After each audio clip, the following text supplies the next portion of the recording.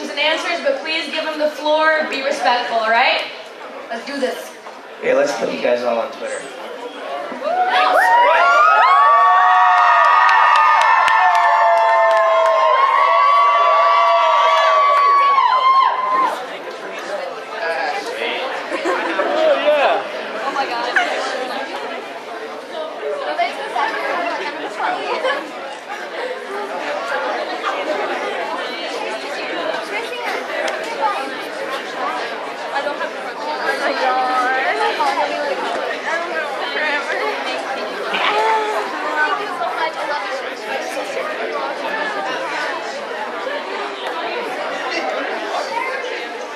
So this is like my first panel I've really done.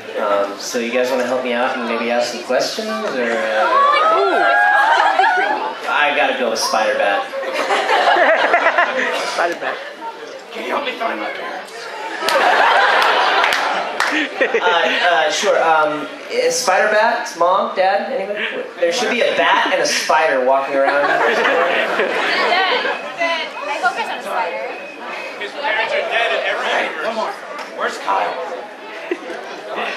Like totally I Kyle? like to. One time, I was like, wait, what is it? One time, I was laying in bed, and I looked up, and I saw a spider, and I was all, spider. And the spider was all, Kyle. Okay, thanks.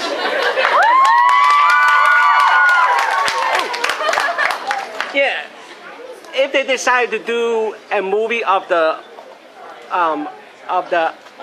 alternate Spider-Man, what character, what actor be like the Power Man, White Tiger, and the Power Fist? Which actors would play them? Yeah. Talk about. I know you be as the Spider-Man. I'm playing Spider-Man. Yeah. Oh yeah.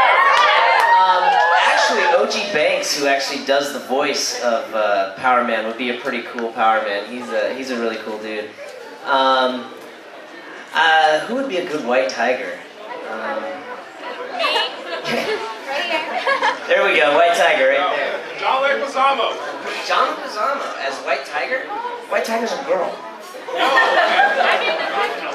Oh, I didn't know that. Yeah. I'm unaware. I just do the voice. It's cool. Yep. What was it at all difficult for you to make the transition between live acting and, not live, but in-person acting and voice acting?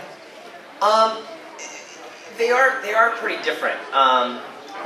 Doing a voiceover, doing a cartoon is pretty awesome because, there's no hair and makeup, there's no wardrobe, you just kind of roll in you can just roll right out of bed and walk in with your coffee and all of a sudden you're jumping over buildings and doing all this stuff.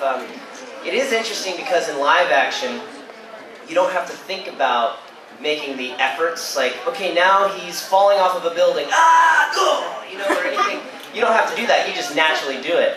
So when you're in a little booth and you don't have anything to look at as far as animation or anything, you're just reading the script. So you have to have the director tell you, okay, now he jumps over this building, flies over this thing, gets hit by a truck, and then so you're like, wait a minute, okay, so now you have to visualize, come on, eat the, and so you're doing all of these crazy voices and like noises and stuff. So it is pretty different. Yep.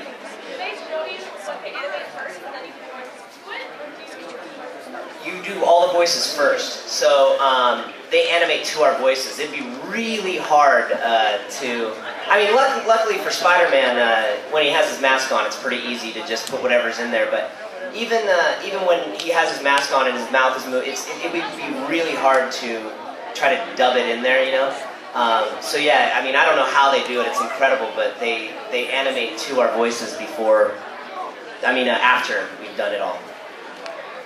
Yep. Are you still in contact with Josh, Josh?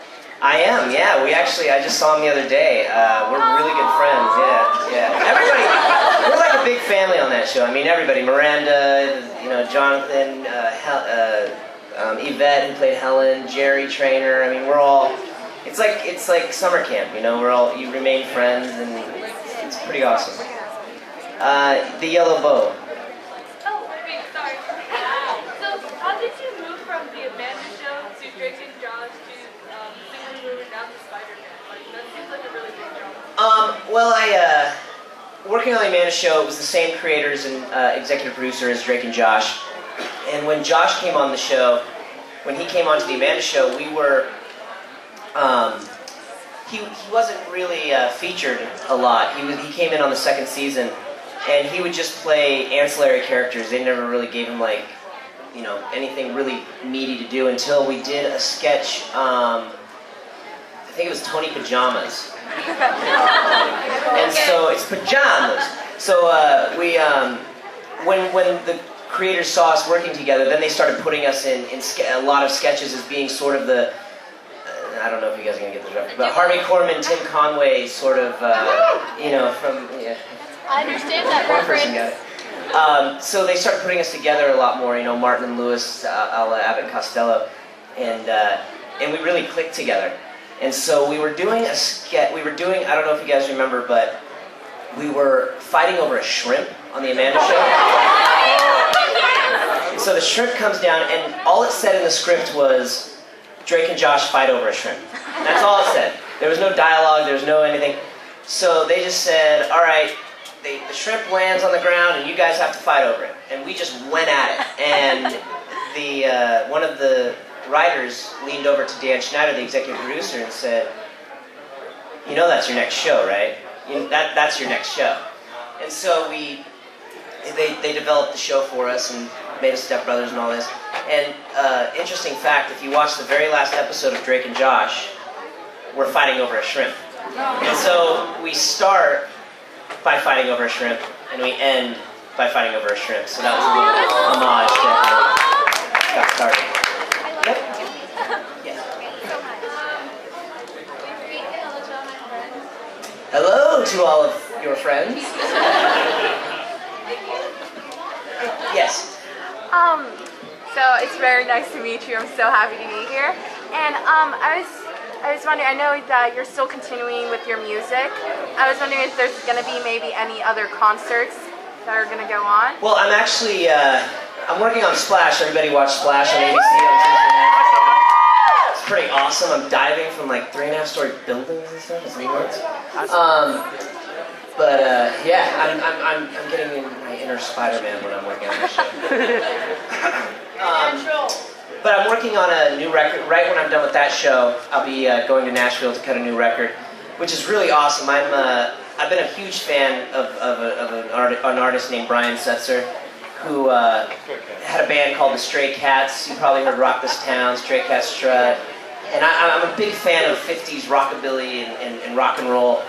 And he was my inspiration to play guitar. I mean, I wanted to dress like him. I wanted to do my hair like him. I wanted to play. I got his guitars, you know.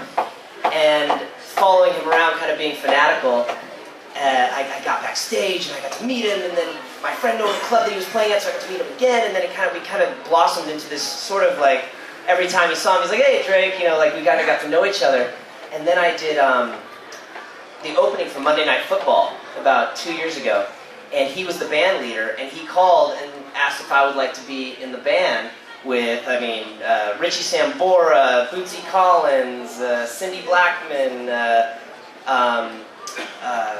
Gretchen. I mean, it was like an all-star band, and I just couldn't believe that I was able to not only like hang out with Brian, but now I'm on stage rocking with him. Like I can like go up, put my back up to him and rock. Like, this is amazing. I love you.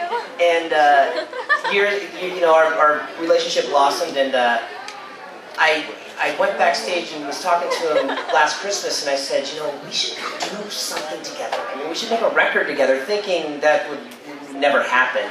And he's never executive produced anything, or really been a part of anybody else's projects. He's only done his own thing.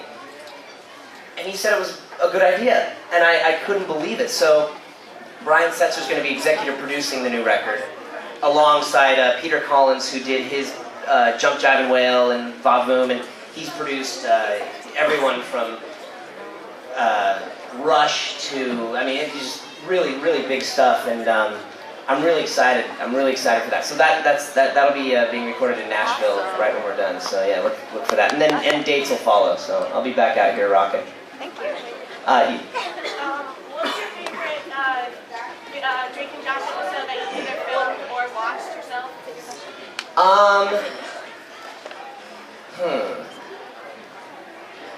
so many good ones.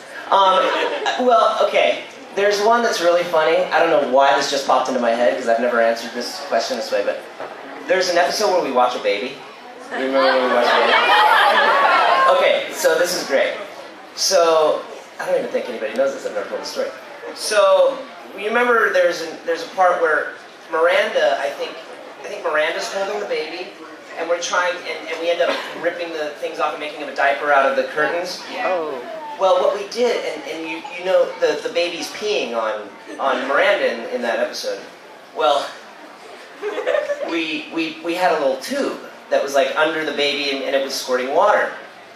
Well, you know, when you gotta go, and the baby actually peed all over Miranda. So she's standing there, and she's like, she can't drop the baby. You know, she just has to let it go. So that's a fun. Every time I watch that episode, I'm just like, oh man, if people only knew what was really happening. I have a question for you, actually. Have you seen the Drake and Josh parody on YouTube? Which one? I'm not sure. There's a few. Has anyone seen like the official Drake and Josh parody where the sister Fagin gets knocked out from a staircase? Oh yeah. I will show you after this. It is unbelievably hilarious. Oh man, I gotta check that out. When you guys are out of this panel, go to YouTube, check out Drake and Josh parody with Fagin. Oh no. Awesome. I will check that out. Carry on. Yes.